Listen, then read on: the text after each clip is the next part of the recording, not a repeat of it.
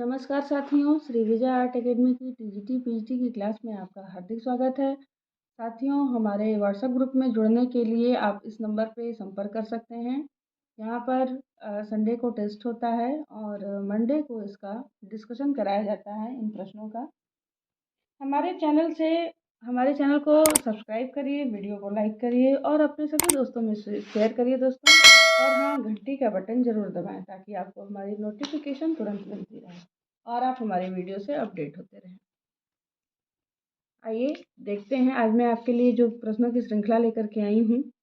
आइए देखते हैं कौन कौन से प्रश्न हैं आपके लिए, ये आपकी तैयारी में ज़रूर आपको मदद करेंगे। देखिए, ये जो प्रश्न है पूछ रहा है, दृश्य कला में अंतराल क्या है। पहला दिया है सिद्धांत, दूसरा तत्व, तीसरा शब्द, चौथा क्रियापद। तो दोस्तों, अंतराल आपको पता है कि अंतराल जो होता है वो कला के जो तत्व होते हैं, रेखा, रंग, तान, पोत, अंतराल। तो ये जो रेखा, रंग, तान, पोत, अंतराल, इसमें ये कला के तत्व हैं जिसमें जो है अंतराल भी आता है। तो इसका जो आंसर हो जाएगा वो आपका हो जाएगा तत्व। दूसरा प्रश्न है, पूछ रहा है दृश्य कला में अनुपात क्या है। पहला तत्व, दूसरा सिद्धांत, तीसरा क्रियापद, चौथा शब्द। तो दृश्य कला में जो अनुपात होता है वो सिद्धांत होता है। अनुपात यानी प्रमाण। तो जब आप संयोजन के सिद्धांत देखेंगे तो ये अनुपात जो होता है वो सिद्धांत में आता है।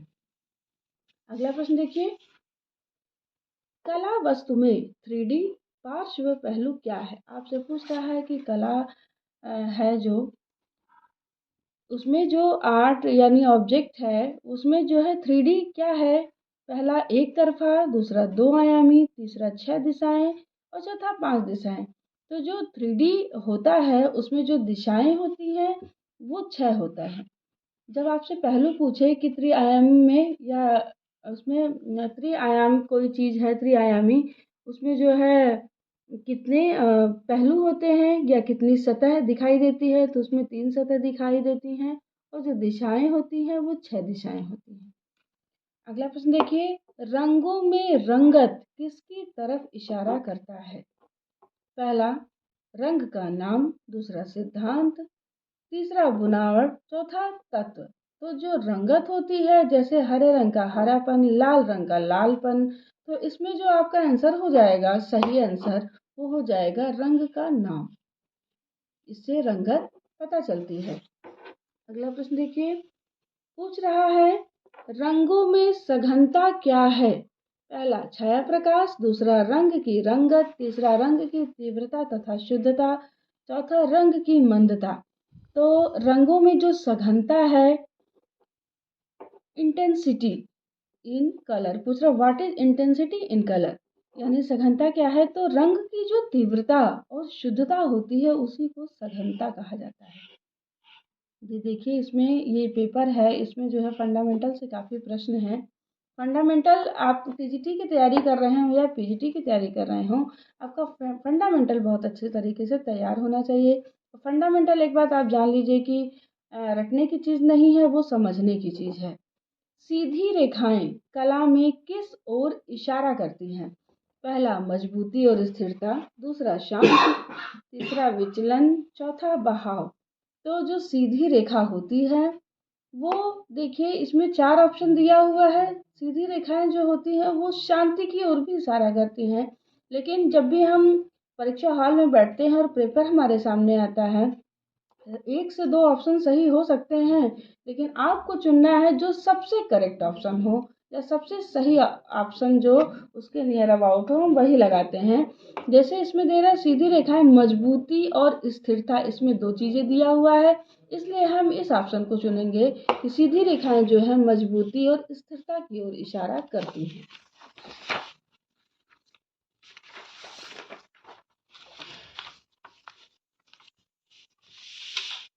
अगला प्रश्न देखिए,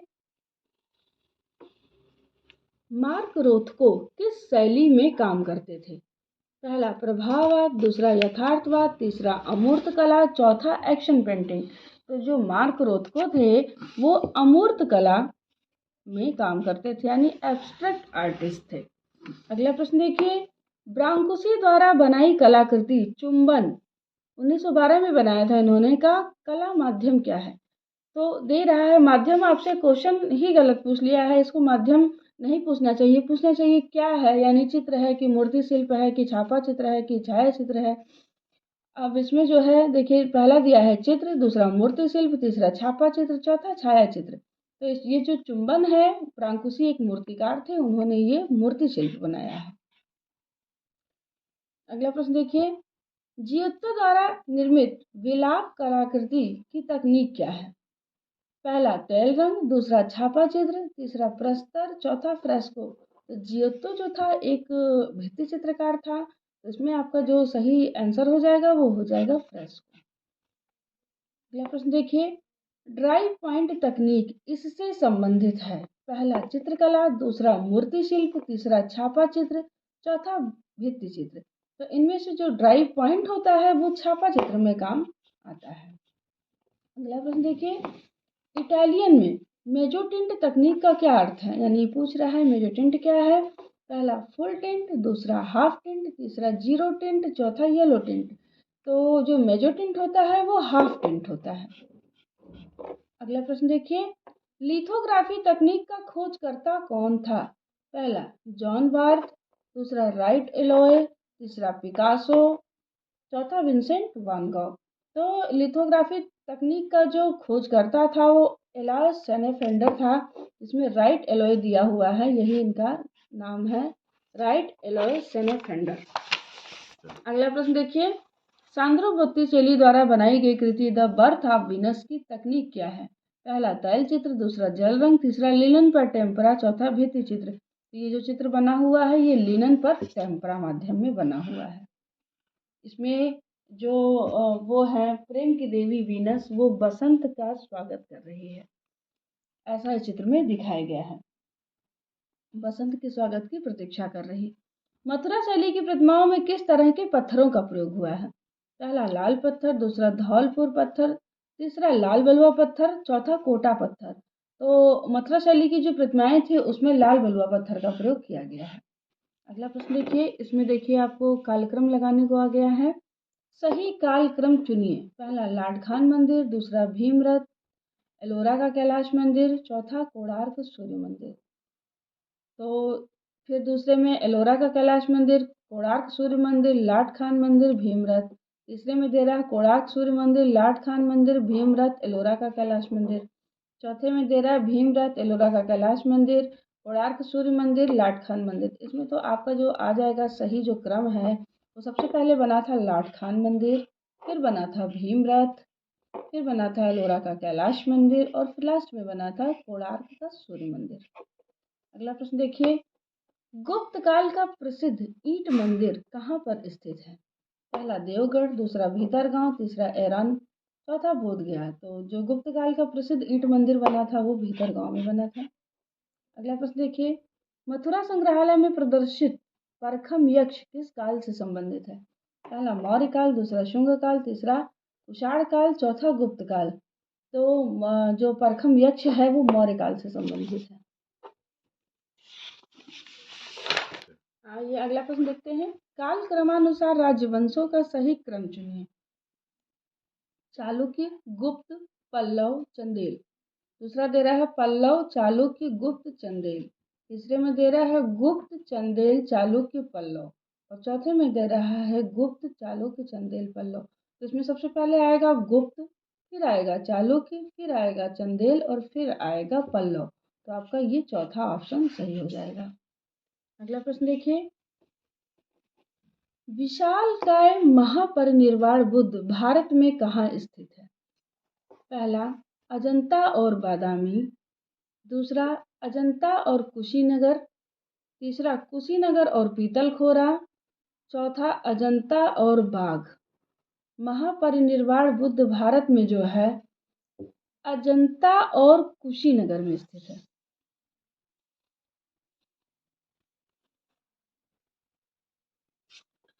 अगला प्रश्न देखिए, कॉपर प्लेट एचिंग में किस एसिड का प्रयोग होता है? पहला हाइड्रोक्लोरिक एसिड, दूसरा फेरिक क्लोरिक एसिड, तीसरा सल्फ्यूरिक एसिड, चौथा नाइट्रिक एसिड। तो कॉपर प्लेट की जब एचिंग की जाती है तो उसमें नाइट्रिक एसिड का प्रयोग किया जाता है। अगला प्रश्न देखिए, भारतीय चित्र शैलियों को कालक्रम के अनुसार सही क्रम चुनिए। पहला अजंता, गढ़वाल, बंगाल, कांगड़ा। दूसरा गढ़वाल, बंगाल, कांगड़ा, अजंता। तीसरा अजंता, कांगड़ा, बंगाल, गढ़वाल।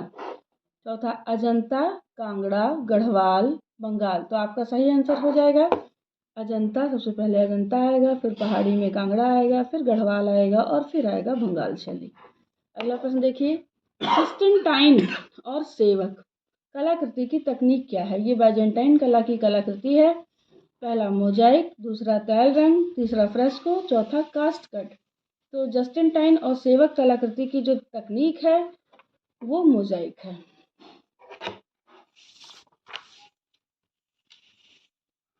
अगला प्रश्न देखिए, जियोविनी एर्नोल्फिनी और इसकी दुल्हन नाम चित्र जॉन वान आइक द्वारा 1434 ईस्वी में बनी थी। तकनीक व माध्यम क्या है? पहला तैल तथा कैनवास, दूसरा तैल रंग लकड़ी पर, तीसरा तैल रंग कागज पर, चौथा एक्रेलिक। तो ये जो जियोविनी एर्नोल्फिनी और इसकी दुल्हन नामक चित्र है ये तैल रंग लकड़ी पर तैल रंग में बना हुआ है। अगला प्रश्न देखिए, रेनेसां शब्द किस भाषा का शब्द है? पहला अंग्रेजी, दूसरा फ्रेंच, तीसरा पोलिश, चौथा जर्मन। तो रेनेसां जो शब्द है वो फ्रेंच भाषा का शब्द है। अगला प्रश्न देखिए, रेनेसां का अर्थ क्या है? पहला जन्म, दूसरा बढ़त, तीसरा पुनर्जागरण, चौथा कला का जन्म। तो रेनेसां का जो अर्थ होता है वो होता है पुनर्जागरण, फिर से जन्म लेना। अगला प्रश्न देखिए, लियोनार्डो दा विंची द्वारा फ्रेस्को चित्र का समय क्या है? पहला 1395 से 1397, दूसरा 1495 से 98, 1525 से 28 और चौथा है 1595 से 98। तो लियोनार्डो दा विंची का जो फ्रेस्को चित्रों का समय है वो 1495 से 98 ईस्वी है। अगला प्रश्न देखिए, द स्कूल ऑफ एथेंस किसके द्वारा चित्रित किया गया? पहला लियोनार्डो दा विंची, दूसरा टिसियां, तीसरा राफेल, चौथा ड्यूरर। तो स्कूल ऑफ एथेंस राफेल की फ्रेस्को चित्र है, ये राफेल ने बनाया था।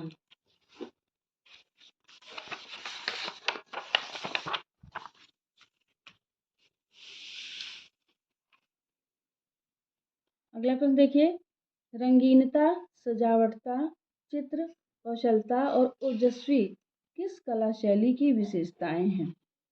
पहला यथार्थवाद, दूसरा पुनर्जागरण, तीसरा भाववाद, चौथा बरोक। तो ये जो है बरोक शैली की विशेषता है। अगला प्रश्न देखिए, द 3 मई यानी 3 मई चित्र किसने बनाया था? यह 1808 ईस्वी में बनाया गया है। पहला पॉल गॉगिन, दूसरा फ्रांसिस्को गोया, तीसरा मातिस, चौथा रेम्ब्रा। तो ये चित्र जो है 2 मई 3 मई ये चित्र जो है फ्रांसिस्को गोया ने बनाया है। अगला प्रश्न देखिए, थियोडोर जेरिकार्ट किस चित्र शैली से संबंधित है? पहला रेनेसां, दूसरा फाववाद, तीसरा रोकोको, चौथा रोमांटिसिज्म। तो थियोडोर जेरिको थे वो रोमांटिसिज्म यानी रोमांसवाद से संबंधित कलाकार थे। अगला प्रश्न देखिए, इन्होंने प्रकाश विज्ञान के तहत चित्रण किया, न कि संकल्पना से। यह किस वाद से संबंधित है? पहला यथार्थवाद, दूसरा घनवाद, तीसरा रोमांटिसिज्म, चौथा अमूर्त कला। तो ये जो आपका सही उत्तर हो जाएगा यथार्थवाद हो जाएगा। अगला प्रश्न देखिए, कौन सा चित्रकार फाविज्म से संबंधित है? पहला वॉन गॉग, दूसरा हेनरी मातिस, तीसरा विलियम कुनिंग, चौथा पोलॉक। तो इसमें आपका फाववाद से संबंधित कलाकार है हेनरी मातिस।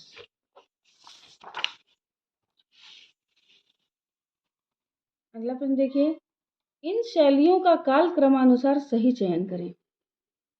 प्रभाववाद, बरोक, रेनेसां, अमूर्तता। दूसरा रेनेसां, बरोक, प्रभाववाद, अमूर्तता। तीसरा बरोक, रेनेसां, प्रभाववाद, अमूर्तता। चौथा अमूर्तता, प्रभाववाद, बरोक, रेनेसां। तो इसमें जो सबसे पहले आता है वो आपका आता है पुनर्जागरण यानी रेनेसां, फिर आती है बरोक कला, फिर आता है प्रभाववाद और फिर आता है आपका अमूर्त कला। अगला प्रश्न देखिए, तारों भरी रात को विंसेंट ने कब चित्रित किया था? दोस्तों ये पहला देखिए 1879 ईस्वी, दूसरा 1839 ईस्वी, तीसरा 1885 ईस्वी और चौथा 1889 ईस्वी। तारों भरी रात को चित्रित किया था 1889 ईस्वी में विंसेंट वान गॉग ने, द स्टारी नाइट। अगला प्रश्न देखिए, अभिव्यंजनावाद की कृति चिल्लाहट की तकनीक तथा सतह क्या है? चाहे आप द स्क्रीम नाम से भी आता है, चीख के नाम से भी ये पेंटिंग आती है, चिल्लाहट के नाम से भी आई हुई है ये पेंटिंग। पहला पेपर पर केसीन, दूसरा पेपर पर लकड़ी, तीसरा पेपर पर स्याही, चौथा कैनवास पर तैल रंग। तो अभिव्यंजनावाद की जो कृति चिल्लाहट है वो पेपर पर केसीन है, इसे एडवर्ड मुंक ने बनाया था। अगला प्रश्न देखिए, डाई ब्रूक किस चित्रशैली से संबंधित है? पहला घनवाद, दूसरा अभिव्यंजनावाद, तीसरा भविष्यवाद, चौथा दादावाद। तो डाई ब्रूक जो थे वो अभिव्यंजनावाद से संबंधित है। अगला प्रश्न देखिए, इनमें एक्शन चित्रकार कौन है? पहला जेम्स एंसर, दूसरा देगा, तीसरा गॉस, चौथा जैक्सन पोलॉक। एक्शन चित्रकार हैं आपके जैक्सन, एक्शन याद कर लीजिए।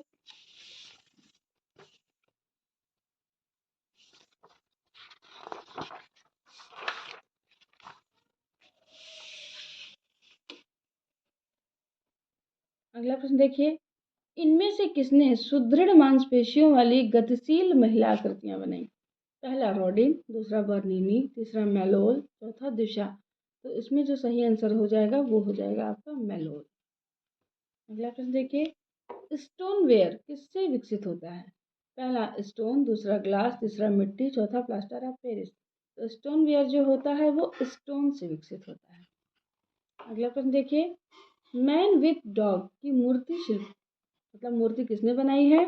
पहला अगस्त रोडिन, दूसरा मैलोल, तीसरा ध्रुव मिस्त्री, चौथा Balbir Singh cut. Man with dog ये मूर्ति शिल्प ध्रुव मिस्त्री का बनाया हुआ है। अगला प्रश्न देखिए, मेटल कास्टिंग में निहित चरणों का सही क्रम चुनिए। पहला पीओपी पीस मोल्ड, दूसरा वैक्स मोल्ड, इन्वेस्टमेंट मोल्ड, फिर धातु उड़ेलना। दूसरा दिया है POP piece mould, investment mould, wax mould, धातु उड़ेलना। तीसरा दिया है धातु उड़ेलना, POP piece mould, wax mould, investment mould. चौथा दिया है इन्वेस्टमेंट मोल्ड, धातु उड़ेलना, wax mould, POP piece mould. तो सबसे पहले जो बनाया जाता है वो पीओपी पीस मोल्ड, फिर वैक्स मोल्ड, फिर इन्वेस्टमेंट मोल्ड और लास्ट में धातु उड़ेलना, जो प्रक्रिया की जाती है मेटल कास्टिंग में। अगला प्रश्न देखिए, लुव्र संग्रहालय किस शहर में स्थित है? पहला नई दिल्ली, दूसरा पेरिस, तीसरा लंदन, चौथा मिलानो। तो जो लुव्र संग्रहालय है वो पेरिस में स्थित है।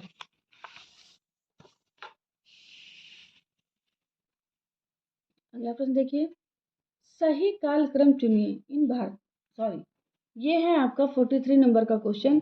सल्वाडोर डाली किस कला आंदोलन से संबंधित थे? पहला एक्शन पेंटिंग, दूसरा ऑफ आर्ट, तीसरा भविष्यवाद, चौथा अति यथार्थवाद। तो सल्वाडोर डाली जो थे वो अति यथार्थवाद से संबंधित थे। अगला प्रश्न देखिए, सही कालक्रम चुनिए इन भारतीय चित्रकारों का। पहला नंदलाल बोस, दूसरा अर्पिता सिंह, तीसरा अमृता शेरगिल, चौथा नलिनी मलानी। इसमें देखिए नंदलाल बोस, अमृता शेरगिल, अर्पिता सिंह, नलिनी मलानी। अर्पिता सिंह, नलिनी मलानी, अमृता शेरगिल, नंदलाल बोस। अमृता शेरगिल, नंदलाल बोस, नलिनी मलानी, अर्पिता सिंह। तो इसमें जो आपका हो जाएगा, देखिए सबसे जो पहले कलाकार आते हैं वो हैं नंदलाल बोस, फिर आते हैं अमृता शेरगिल, फिर देखिए अर्पिता सिंह और सबसे लास्ट में नलिनी मलानी। ये डेट ऑफ बर्थ के हिसाब से लगाया गया है और ये दूसरा ऑप्शन सही हो जाएगा। अगला प्रश्न देखिए, इट्रस्कन कला किससे संबंधित है? पहला प्राचीन मिस्र, दूसरा प्राचीन यूनान, तीसरा प्राचीन रोम, चौथा प्राचीन चीन। तो इट्रस्कन कला जो थी वो प्राचीन रोम की कला थी। अगला प्रश्न देखिए, रेम्ब्रा की प्रसिद्ध पेंटिंग इनमें से कौन सी है? पहला डे वॉच, दूसरा मिड नाइट वॉच, तीसरा डे नाइट वॉच, चौथा नाइट वॉच। रेम्ब्रा की जो सबसे प्रसिद्ध पेंटिंग है वो है नाइट वॉच यानी रात्रि के प्रहरी।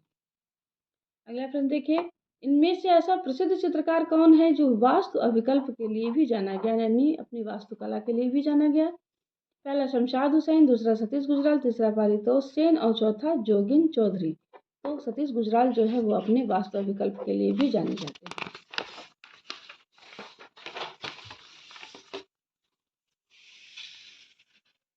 अगला प्रश्न देखिए, निम्नलिखित भारतीय ग्रंथों का सही क्रम चुनिए।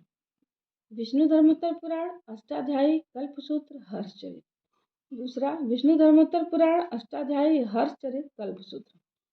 तीसरा, विष्णु धर्मोत्तर पुराण, हर्षचरित, अष्टाध्यायी, कल्पसूत्र। अष्टाध्यायी, विष्णु धर्मोत्तर पुराण, हर्षचरित, कल्पसूत्र। तो इसमें हो जाएगा आपका सबसे प्राचीन ग्रंथ है अष्टाध्यायी, फिर आता है आपका विष्णु धर्मोत्तर पुराण, फिर है हर्षचरित और फिर है कल्पसूत्र। तो ये ऑप्शन सही हो जाएगा। अगला प्रश्न देखिए, मंदिर स्थापत्य में भू योजना का सही क्रम चुनिए। सोपान, मंडप, गर्भगृह, अंतराल। फिर देखिए दिया है सोपान, मंडप, अंतराल, गर्भगृह। फिर दिया है सोपान, अंतराल, मंडप, गर्भगृह। फिर देखिए चौथे में क्या दे रहा है, सोपान, गर्भगृह, मंडप, अंतराल। इसमें जो आपका आ जाएगा सही आंसर, सबसे पहले सोपान यानी जिसको अधिष्ठान कहते हैं वो, फिर मंडप, फिर अंतराल आ जाएगा और फिर लास्ट में आ जाएगा आपका गर्भगृह। अगला प्रश्न देखिए, भारतीय चित्रकार का सही नाम चुनिए जिन्होंने अमूर्त कला पर कार्य किया। V.S. गायतोंडे, दूसरा M.F. हुसैन, तीसरा सतीश गुजराल, चौथा परमजीत सिंह। तो इसमें से जो V.S. गायतोंडे हैं इन्होंने अमूर्त कला पर काम किया। अगला प्रश्न देखिए, इनमें से छापा चित्रकार कौन है, सही नाम चुनिए। पहला अमृता शेरगिल, दूसरा अनुपम सूद, तीसरा असरीन, चौथा अंजलि इलामेनन। तो ये हो जाएंगे आपके अनुपम सूद, ये एक छापा कलाकार है। अगला प्रश्न देखिए, षडांग कला हेतु किस ग्रंथ में वर्णित है। पहला रामायण, दूसरा महाभारत, तीसरा कामसूत्र, चौथा मत्स्य पुराण। षडंग जो है वो कामसूत्र में वर्णित है। अगला प्रश्न देखिए, the Hindu view of art के लेखक कौन है। पहला कुमार स्वामी, दूसरा स्टेला क्रैमरिज, तीसरा डॉक्टर मुल्कराज आनंद, चौथा डॉक्टर M.S. रंधावा। तो the Hindu view of art के लेखक जो हैं वो हैं डॉक्टर मुल्कराज आनंद। अगला प्रश्न देखिए, भरत मुनि ने कितने रसों की संरचना की। पहला 5, दूसरा 6, तीसरा 7, चौथा 8। भरत मुनि ने 8 रसों की संरचना की। अगला प्रश्न देखिए, 9 रस किसने प्रतिपादित किया। पहला भरत मुनि, दूसरा अभिनवगुप्त, तीसरा वात्स्यायन, चौथा कांट। तो 9वां रस जो शांत रस है उसे प्रतिपादित किया था अभिनवगुप्त ने। अभिनवगुप्त के अनुसार 9 रस होते हैं, भरत मुनि के अनुसार 8 रस होते हैं। अगला प्रश्न देखिए, यह किसने लिखा, काव्य के सौंदर्य कारक धर्मों को अलंकार कहते हैं। अगला प्रश्न देखिए, ऑप्शन भामह, भरत मुनि, तीसरा अभिनवगुप्त, चौथा दंडी। काव्य के सौंदर्य कारक धर्मों को अलंकार कहते हैं। इसको लिखा है भामह ने, आचार्य भामह ने।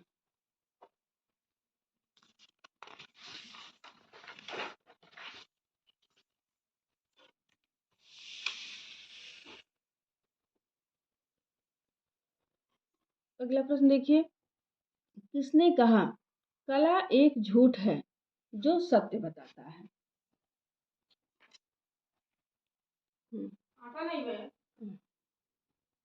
किसने कहा कला एक झूठ है जो सत्य बताता है।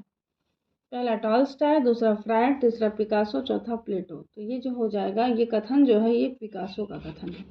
अगला प्रश्न देखिए, गोल्डन सेक्शन का सिद्धांत किसके द्वारा दिया गया, यानी स्वर्णिम विभाजन सिद्धांत। पहला प्लेटो, दूसरा यूक्लिड, तीसरा अरस्तु, चौथा सुकरात। तो ये जो सिद्धांत दिया गया गोल्डन सेक्शन का, ये दिया गया है यूक्लिड के द्वारा। अगला प्रश्न देखिए, सौंदर्य में प्रमाण क्या है। पहला वस्तु का विवरण, दूसरा लंबाई, तीसरा ऊंचाई, चौथा भाव। तो सौंदर्य में प्रमाण जो होता है वो वस्तु का ब्यौरा बताता है, लंबाई, चौड़ाई, ऊंचाई, माप, तौल। अगला प्रश्न देखिए, वर्णिका भंग में से एक है, किनमें से वर्णिका भंग है। कला के 5 तत्व हैं, या कला के 6 अंग हैं, या कला के 6 सिद्धांत हैं, या कला की 2 चीजें। तो वर्णिका भंग जो है वो कला के 6 अंग में आता है। यह किस दार्शनिक ने कहा, परमात्मा ही परम सौंदर्य है। God is absolute beauty. पहला सॉक्रेटिस, दूसरा प्लेटो, तीसरा कांट, चौथा बामगार्टन। तो ये जो कथन है वो प्लेटो का कथन है।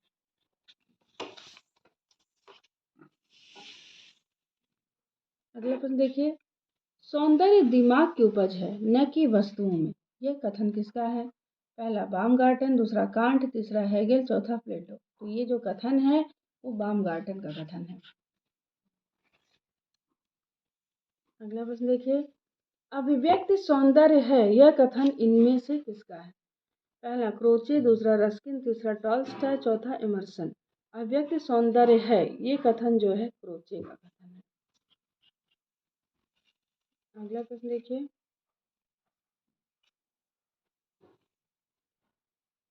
कथन और तर्क कारण दिया हुआ है। वॉश पेंटिंग में रंग सदैव कोमल और सूक्ष्म होते हैं। कारण क्या दे रहा है? क्योंकि पानी के द्वारा धुलने से अतिरिक्त ठोस रंग निकल जाते हैं तथा केवल रंगों की पारदर्शी आभा सतह पर बच जाती है। तो दोस्तों ये दोनों ही कथन सत्य हैं। वॉश पेंटिंग में रंग सदैव कोमल और सूक्ष्म होते हैं और क्योंकि बार बार उसे पानी से धोया जाता है तो जो ठोस रंग होते हैं वो धुलने के कारण निकल जाते हैं और केवल कोमल रंग और पारदर्शी आभा सतह पर बच जाती है। इसमें हो जाएगा ए और आर दोनों सही। अगला प्रश्न देखिए, अल्तामीरा की प्रसिद्ध गुफा कहाँ पर स्थित है? स्पेन, इंग्लैंड, भारत या फ्रांस? तो ये जो गुफा है वो स्पेन में स्थित है। दूसरा ऐतिहासिक गुफा है।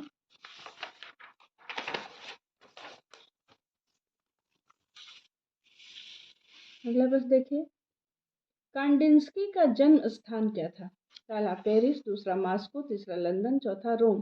कांडिंस्की का जो जन्म स्थान था वो मास्को यानी रूस में हुआ था।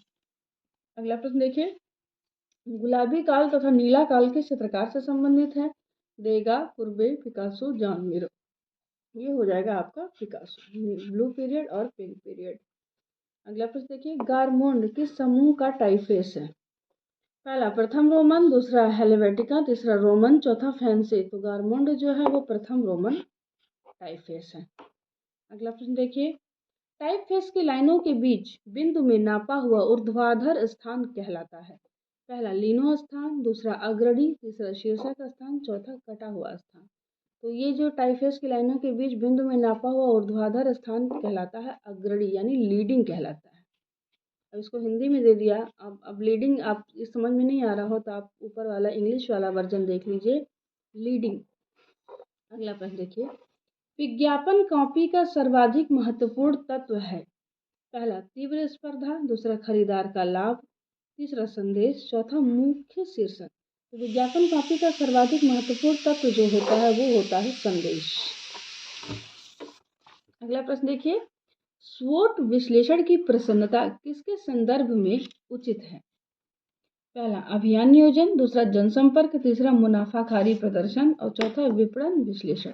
तो जो स्वोट विश्लेषण यानी स्वोट एनालिसिस जो किया जाता है वो मार्केटिंग एनालिसिस के लिए किया जाता है यानी विपणन विश्लेषण। कुछ चीज़ें हिंदी में दोस्तों नहीं समझ में आती हैं तो आप उसका जो है इंग्लिश जरूर देखा करिए, वहाँ पे आपको तुरंत समझ में आ जाएगा। डिजिटल फोटोग्राफी का सही क्रम चुनिए। Shooting, printing, editing, downloading. दूसरा दिया है डाउनलोडिंग, एडिटिंग, प्रिंटिंग, शूटिंग। फिर दिया है शूटिंग, डाउनलोडिंग, एडिटिंग, प्रिंटिंग। फिर चौथा दिया है प्रिंटिंग, शूटिंग, एडिटिंग, डाउनलोडिंग। तो जो है देखिए सबसे पहले शूटिंग की जाती है यानी और उसके बाद डाउनलोड किया जाता है उसे। उसके बाद उसमें जो कमियां होती हैं उसकी एडिटिंग की जाती है। फिर उसके बाद प्रिंटिंग की जाती है। तो ये आपका सही आंसर हो जाएगा। अगला प्रश्न देखिए, डिजाइनर के लिए कंप्यूटर एक अच्छा उपकरण है? सही है। दूसरा, क्योंकि अब डिजाइनर को कुछ सोचने तथा धारणा बनाने की जरूरत नहीं है। देखिए ये यहीं पर हो गया गलत। ये तो आपका आंसर सही होगा, डिजाइनर के लिए कंप्यूटर एक अच्छा उपकरण है, लेकिन अब ये बात एकदम गलत है। कह रहा है क्योंकि अब डिजाइनर को कुछ सोचने तथा धारणा बनाने की जरूरत नहीं है। तो ये आपका ए सही हो जाएगा और आर सही नहीं है। अगला प्रश्न देखिए, तृण पर भोजन नामक चित्र के निर्माता कौन थे जिसने एक नग्न महिला के साथ भद्र पुरुष बैठे हुए हैं? पहला पिकासो, दूसरा पिसारो, तीसरा एडवर्ड माने और चौथा रफेल। तो तृण पर भोजन जो है ये बनाया था एडवर्ड माने ने।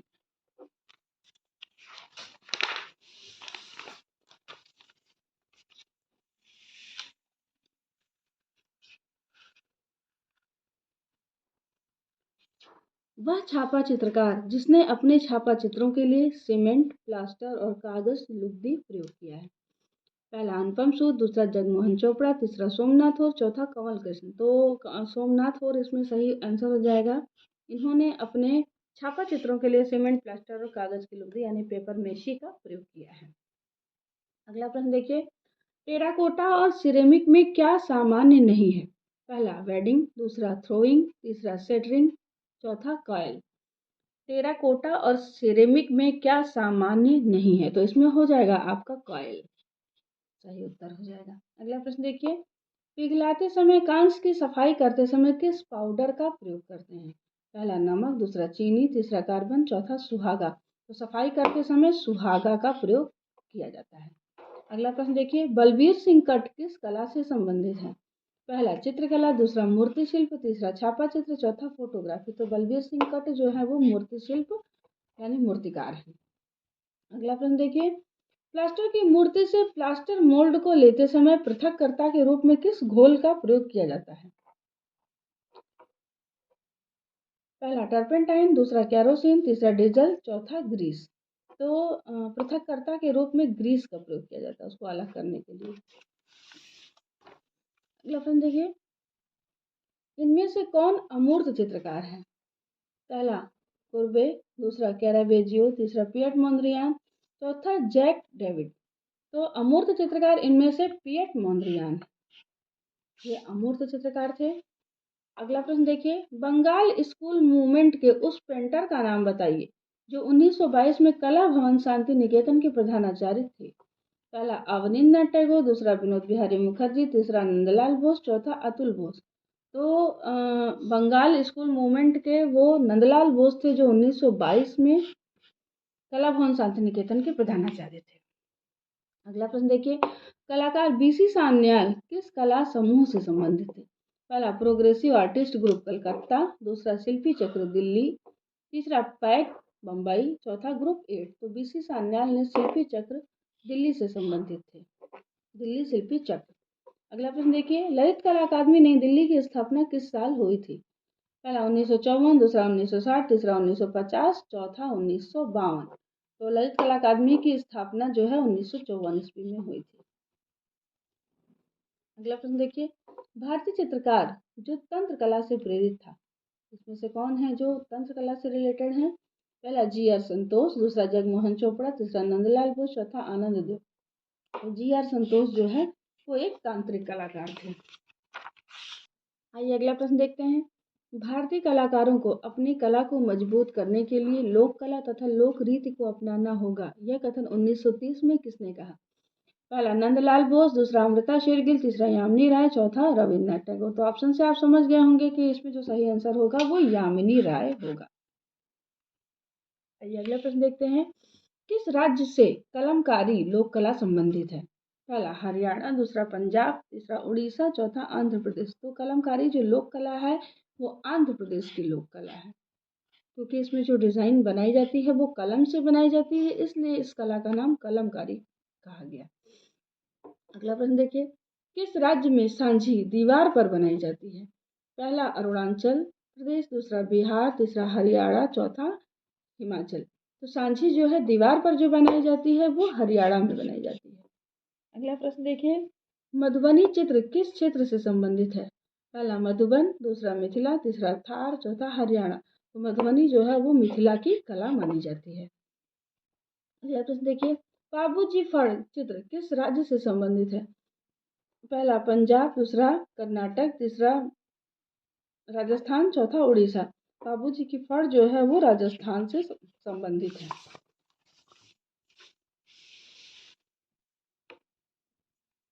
अगला प्रश्न देखिए, यह कलाकृति Jallianwala Bagh symbol of urge of freedom किसने बनाई?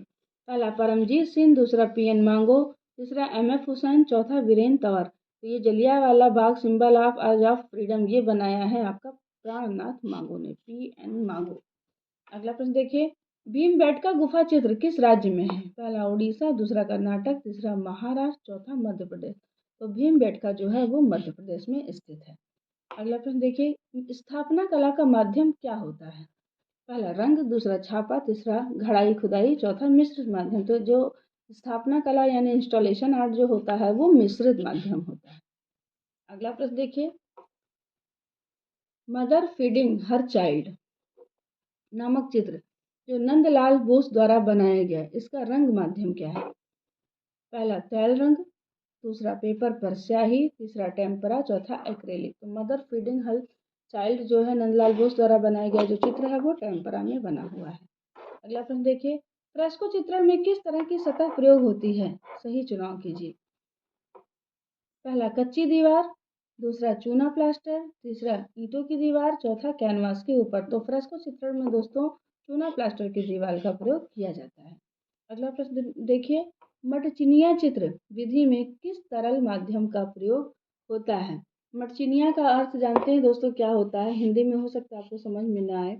ये होता है एनकास्टिक तकनीक, जिसमें तैल रंग में मोम मिला करके प्रयोग किया जाता है, उसको कहते हैं एनकास्टिक, यानी मटचिनिया चित्र हिंदी इसका नाम है। तो इसमें क्या प्रयोग होता है? गरम तरल मोम, अलसी का तेल, ग्रीस, चौथा तारपीन का तेल। तो मटचिनिया जो चित्र यानी एनकास्टिक जो टेक्निक है उसमें गरम तरल मोम का प्रयोग किया जाता है।